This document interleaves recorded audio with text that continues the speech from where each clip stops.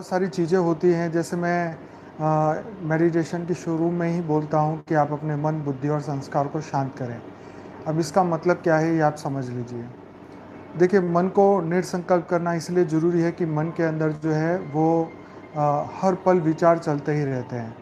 तो ये अनस्टॉपेबल है, पर फिर भी हम उसको उसके ऊपर से फोकस हटा देते हैं, है ना?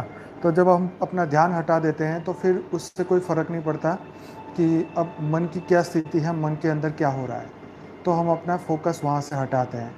फिर हम कहते हैं बुद्धि को शांत करें। अब बुद्धि को शांत करें मतलब कि वो मन में जो विचार आते हैं उसके ऊपर बुद्धि हर पल डिसीजन लेती है कि इस विचार को मैं आगे बढ़ाऊँ या यहीं स्टॉप करूँ।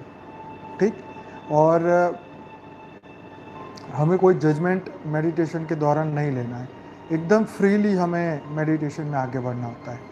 तीसरी बात, हम जब संस्कार की बात करते हैं कि संस्कारों को हमें शांत करना है, मीन्स के जो हमारे हर पल हर घड़ी जो है पिछले जन्मों के जितने भी सबकॉन्शियस माइंड के अंदर जितनी भी रिकॉर्डिंग्स है, वो चीज़ें धीरे धीरे धीरे करके वो बाहर आती रहती हैं।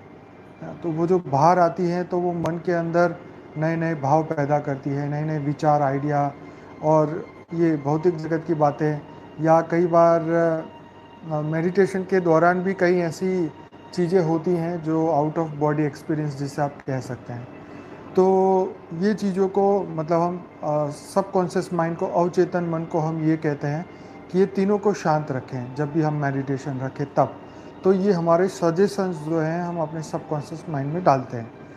इससे मन, बुद्धि और संस्कार को शांत रखने में हमें हेल्प मिलती है।